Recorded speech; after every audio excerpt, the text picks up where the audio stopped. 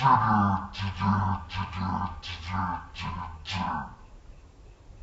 everyone and welcome to Saturday Night Music Club. We are filming once again at the Record Room Record Store in downtown Scottsdale, Arizona.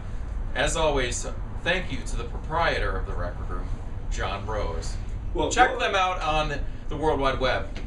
Alright, so tonight's theme is a one record theme, but what we all did is last week we all got together for our second in the Group Dig series. So we met at Double Nickels Record Store, which is a collective of East Side Records, and there's various other vendors all under one roof. Great store, so if you're in Tempe, check out Double Nickels, and then we ended up going to the Tempe location of Zia Records afterwards. So we're going to show a selection of what we bought that night, in addition to discussing our records. So up first tonight was Jonathan. So what did you get on your dig that you want to show before your record? Okay, so I got a Donald Byrd record at Double Nickels, which is an excellent store in Tempe. And I also got a record at Zia. Let's see it. Cool. From an artist, very awesome Syrian artist, called Omar, Souleyman. And this record was actually released on the Awesome Sublime Frequencies label. They've come out with some cool Iraqi Chubi comps. Get them all, they're awesome. But this artist actually is from Syria, and it's a mixture of like Iraqi Chubi music, some Moroccan music from Turkey, and it's also has a lot of like Syrian folk music on there. And this album is actually live elements comprised of wedding songs and other things. All right, Brent, what'd you think of that one, Omar Souleyman? Starting off, I thought it was obnoxious, all the way into the third song. Then turned into a bit of a toe tapper, and then got obnoxious again. I give this a 1. Music Club records ever. This is the third worst record I think we've ever had. Yeah, and for those of you guys new to the Music Club, we always score things 1 to a 3, 3 being 1 being you really didn't like it, 2 you kind of liked it, 3 it was excellent. And instead of averaging out the scores, we decided, as Jaymz Todd recommended, we're just going to add it up and give a 1 score total at the end. On the cover, there's some cassette tapes in the background behind Omar there. That was probably my favorite thing about the album. One of my least favorite things is that nasty ashtray you see there on the cover there. It looks like it's from 1974. I don't know. I didn't catch anything unique about it. I've heard a lot of music like this, and nothing really jumped out at me as being unique, barring the intro that Jonathan gave. So I gave this a 1 also. Jesse. I wrote, if I were enjoying some falafel and hummus and the music were actually in the background, it would have been a lot better. It says disliked? Yeah, pretty much. I disliked it. Good TV. All right, Jaymz Todd. Next time, bring hummus. Yeah, bring hummus. Eat it, and you'll get a higher score. Or eat some kibbe. I second everything else that everybody has said, and it actually did make me pretty hungry. So it reminded me of... You want some full madamas? Yeah, I wanted falafel up in my belly. What'd you end up giving it did have a little bit of a groove there after the first couple of tracks. The first couple, like Brent said, were pretty, obnoxious. Yeah, they were pretty bad. So Siri, give them a break. I give it a 2. A 2. So your total score, Jonathan, was a 5. Not bad. Actually, not good. Okay, that took us now to Jaymz Todd. Your record. Why don't you show us some other selections that you got? So everybody gave him a 1 besides me? You gave him a 2. You were the only one that gave the 2. He's trying to make up for the revenge rating in the past. Yeah, I know. Yeah, exactly.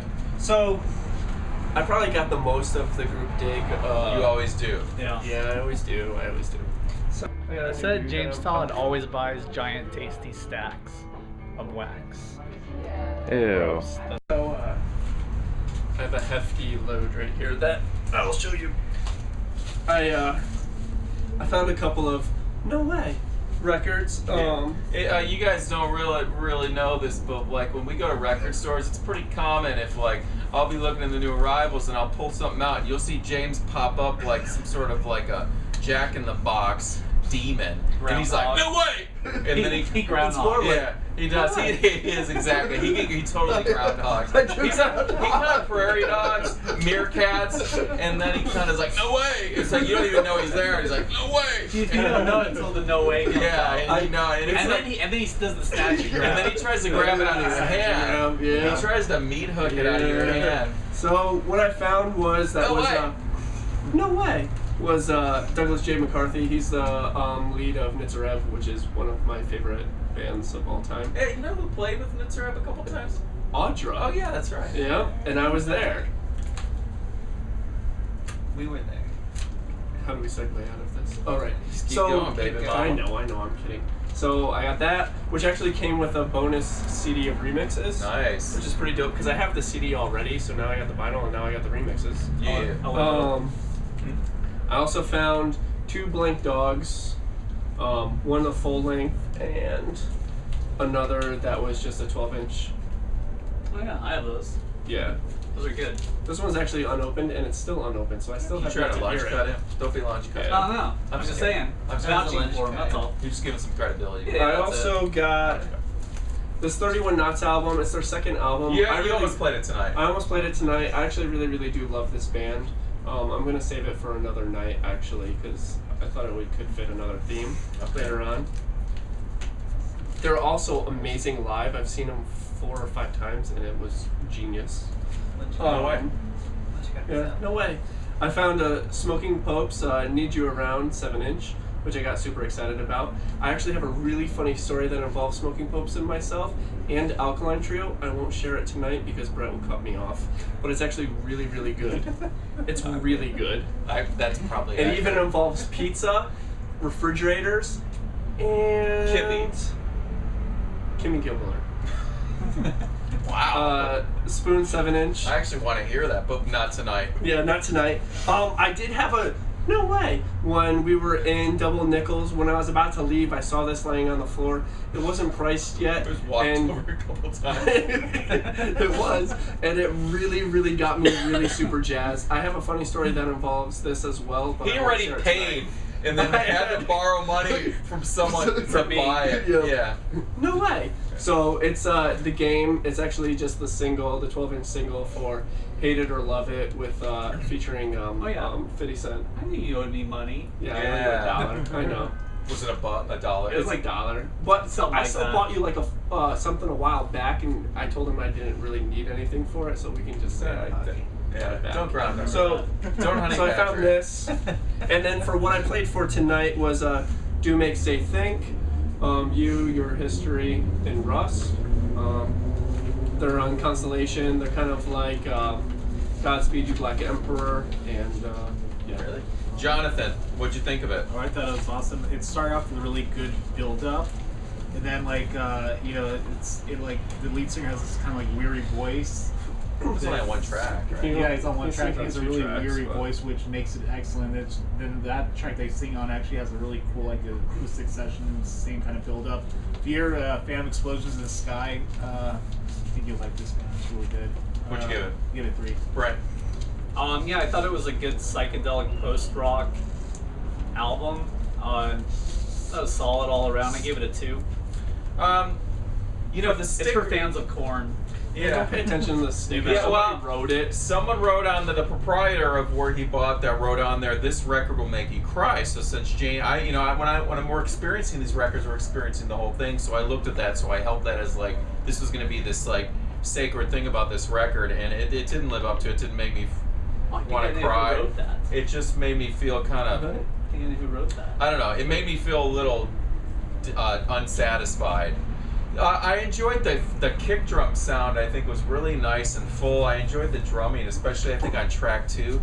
But I gave it a 3. after a while, it just made me think of like I don't know, jazz students at a university that are studying jazz, and then they formed a band on the side while they were in college. You know, doing music that had some sort of like. It's actually the history of it. Is it really? It is. It probably is. They're from Canada. So I don't know. It just. I don't know. I mean, the only way I can associate Explosions in the Sky or Godspeed You Black Emperor was because it was predominantly instrumental, but other than that, to me, it didn't feel like it had anything in common with that. I didn't really find the musical landscapes that like inviting, and I don't know. I give it a 1. Jesse. I really enjoyed it. I gave it a 3, and I wrote that I reminded me of digging for records at St. Luke's circa 1996. You'd go in there and it was always either low, long division, or something similar to this. Spring break! Okay, so Jaymz, you ended up with a whopping 9. Great work tonight. What's up? Even though I gave it a 1, I want to give you a high five here. Because Jaymz pulling out some good. That was weak. Yeah, that was weak. That was terrible. You didn't lock your elbow. No, it was you gotta bad. pay attention to the That was elbow. bad technique. Okay, next brought us to Dream Pop Jesse. Show us your tasty gems. Okay, let's keep it clean here. Okay, so for Jaymz, Okay, so what'd you pick up that night? You had a pretty big bag of loot. I got a lot of 45s from Shelf Life. What do you call them 45s? Okay, 7 inches, sorry. Some of them actually are 45s though. I got Au revoir Simone, which is not on Shelf Life, but I really That's like a that. Pee-wee's Big Adventure reference. Jesse and I went digging together for these. Yeah. We both did. This is Shelf Life. This is the Frenchman, kind of C86. Jesse wears one of those helmets with the light, the little light, like he's going to the cave. The holiday crowd, that's another Shelf Oh, Life yeah.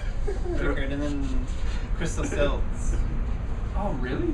Are you pretty happy with your selection? Slumberland. I mean, I'm were you happy happy? with my 7 inches, but Is that the only LP you got? the only I brought a few others. that Yeah, kind of and this is what he brought for this evening. This is what I brought.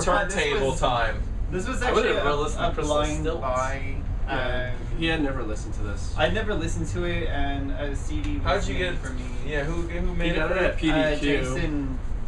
Jason DeWolf burned a CD for me in 2005 or 6, and I never really listened to it because it got lost in the shuffle. He burned like some Death and Jude stuff for me, and that got more attention. But this is The Rose of Avalanche, and this is from like 1986. Despite what all these guys think, I did not enjoy this record myself. He gave it a 3. I would Okay. give it a minus. All right, James 1. Todd, Rose of Avalanche. Let's hear it. Let him have it. But be gentle. I actually think I might have been gentle to you. I gave it a 1. I don't really have anything nice to say about it, and I didn't really write anything great about it either. He had Populate Itself, This Is the Day, This Is the Hour, This Is It. Yeah. And he should have played that for That Is, would have gotten him a 3. I like how the conversation's not even about the record. It's so so bad. bad. It's so bad you don't want to talk about Well, it. no, because Populate Itself is an amazing. All right, Jonathan amazing Salisbury, what'd you think? There was some definite like leotard rock definitely vibes say going on there, you know. How would you describe it? Was it like a Pinot Grigio? A Cristal? It was like a $1 shop. It was like a boxed wine that you find in a vacant lot. Yeah. On a summer day? Was it like that? It Yeah, was it's like a like- bad can of old chub. It was an old. It was like Remember a. Bar It was, like some like prison like wine, you know. They have You know. wine in prison? Yeah, you know the wine, one that they prison make in wine. the toilet? Oh, Making a okay. toilet, Well, that's Jonathan what it knows was. because it's in 4 years. Well, All right. yeah, but What'd you give it? I gave it a one. It was pretty horrible. All right, Brent. I thought it started out kind of generic goth tit and turned into some cock rock. I scored it before I heard the cock rock going. So I gave it a 2, but it really should have got a 1. Yeah, I was really shocked when he handed me that card at a 2. I didn't know Andrew Eldridge from Sisters of Mercy was the singer of this band. So, track 2 had a kind of a crocus vibe to it. It makes it look like Grim Reaper and Kicks. I don't know. It I was like Grim Reaper. I didn't really. Yeah, I didn't. I gave it a 1. Jesse, you ended up with a 5. Oh, really? Yeah. That wasn't bad. Brent That's gave because it it's a like 2. We're tied. We're Yeah. tied, man. We're tied. All right, that takes us over to Brent. So let's see your sweet stack. I still don't know if mine was that bad though. So I got 3 records. I got a a feeder 7-inch, their first 7-inch, second press on Placebo. I got this Don Drummond in memory of on Studio One. James needs to borrow that. I think it's Jamaican press. Yeah, James, you need to get yourself some education. And then the record I played tonight is the Natural Soul, Lou Donaldson. It has players like Grant Green, Tommy Turrentine. This is 1962, Blue Note. It's a good listen. Yeah, I was excited that Brent brought this. I love Grant Green, and his guitar playing on the first track is really outstanding. The bass lines on the organ were really nice to hear.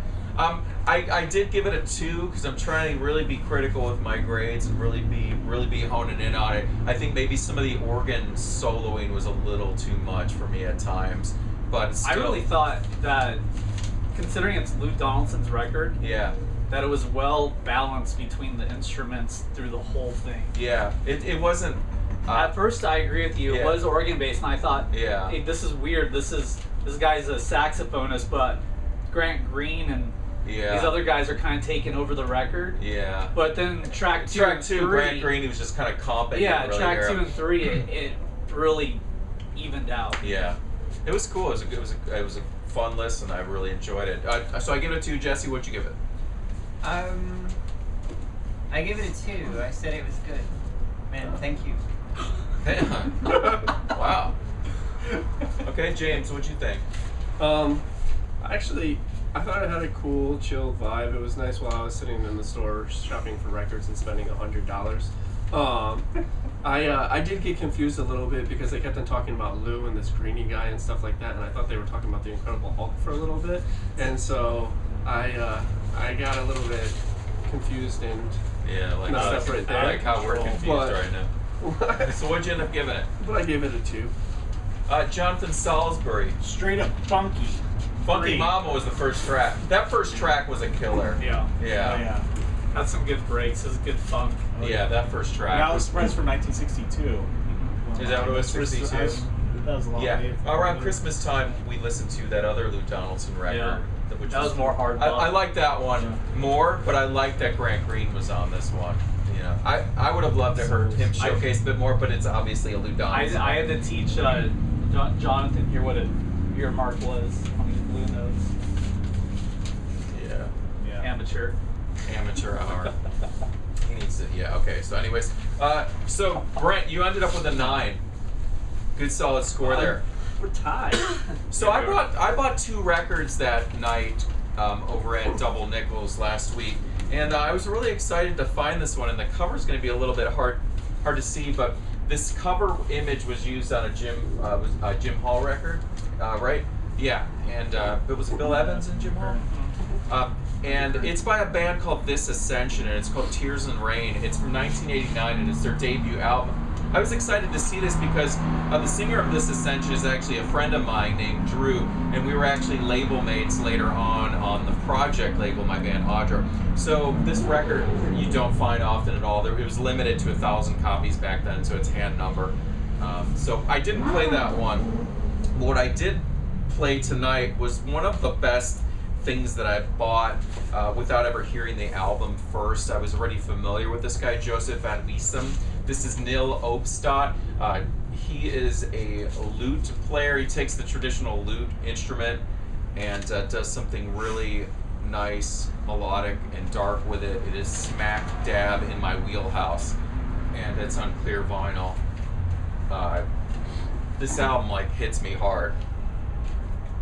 Jesse. No, I just got a little emotional about I it. gave it a Sure. 3. I really enjoyed it. I love you, Brett. And it Thanks, made me James. feel really peaceful. It's definitely, I would recommend it for a breezy night to relax. Breezy. Breezy night to relax. James. I liked it. I mean, it wasn't totally my wheelhouse, but I felt like it sounded like it was the soundtrack for a movie, so it kind of moved me like a movie. Cried a little. I did cry. I was thinking about taking the sticker off of my album, putting it on that one, and saying this will bring you to tears. but then I was afraid that Bret was just going to give it a 1. So I gave this a 2. And I also want to throw a shout out over at Jonathan Salisbury here, because when he saw that I chose this one, he recommended a movie to me called Only Lovers Left Alive, which the name didn't hit me until then. I went the next day because Jozef did the soundtrack for that, and Zola Jesus is on one track. It's a Jim Jarmusch vampire movie. And then once I looked it up when I got home that night, I was like, I've seen this cover for this so many times, and even the soundtrack for it, and it just never hit me. So thank you, Jonathan, for that recommendation. I actually got that soundtrack that night as well, which is completely outstanding too. Yeah. So Jonathan. Yeah, I thought the record was really chill and pleasant. I give it a 3. It reminded me of a lot of early music, like from the Renaissance period. Yeah. Thank you, Brent. Yeah, I agree with what everybody said. It had a nice, gentle build-up from song to song to the last song that was really, really good. Yeah. So I also gave it a 3. Yeah, that track, that's my favorite one. It's called Where You Lived and What You Lived For. I think that one's just a pretty intense. And this was actually recorded, I don't know if it was recorded or if just the photo was it was taken at a church in Brooklyn. So it's just a great cover. I know it's really hard to see. But, so then my record ended up with an 11. So, Jonathan and Jesse, you guys tied with a 5. High five. Yeah, good work. Brent and Jaymz, you guys tied with a 9 each. High five. And then I ended up in first place with an 11. So I'm pretty, I was happy. We had a pretty enjoyable night of listening, you know. We ran the gamut, I think, of styles tonight. It was really, really cool. So, guys, thanks for watching. Thanks again to the Record Room. Check out their website. And we'll be back next month. If you guys have any suggestions for upcoming themes that we do, please leave us a comment. And we'll see you guys soon. Doesn't Jaymz have a story? We're going to insert a story. Stay tuned for a story from Jaymz. It's a good one. You're going to want to watch it. It's a good one. It's not about anything that I was talking about, though, with the records. No, it's That'll a be good one. next It's a time. gas station story. It's Mom a gas jeans. station. Dark times. Dark I times. just kind of wanted some mom jeans. Yeah, you can do a dance or anything while we close. Help me up, guys. Boom. Boom. Boom. Boom. I don't got anything. Alright, see you guys. Take 3. Alright, so I was just at the gas station, and as I was pumping gas, there was a woman on the opposite side of my pump. And so I'm standing there and I'm pumping gas, and this guy comes up, and she's a middle-aged woman, probably late 40s, early 50s, and this guy comes up, and he's like, "Hey, can I ask you a question?" And she's like, "Yeah, what?" And he was like, "What are you doing tonight?" And she goes, "Nothing, I'm a widow." And he goes, "Funny, me too. I'm a widow too. I lost my wife to cancer." And she goes, "Oh, well, mine's bad." And he's like, "How bad?" And she goes, "Pretty bad." And he's like, "How bad?" And she goes, "Really bad. So my husband was cheating on me, and with the woman that he was cheating on me with, found out that he was married. She ended up shooting him and killed him." And he goes, "Oh my God, nobody should have to go through that. Can I have your number?" And so she gives him his number, and he goes, "I really like your style, and I want to take you out sometime." And she's like, "Good, I'd really like to have that." He's like, "Yeah, so I'll call you." And she's like, "All right, I'll be looking forward to it." And then the best part is, and I think she was really happy, because when he walked away, she actually ended up singing, "I'm like a bird, I want to fly away." You are not serious. She seriously started singing like so Nelly loud Furtado? and so proud that it was amazing. It was so amazing. So amazing. Reaction shots. I'm telling you, true.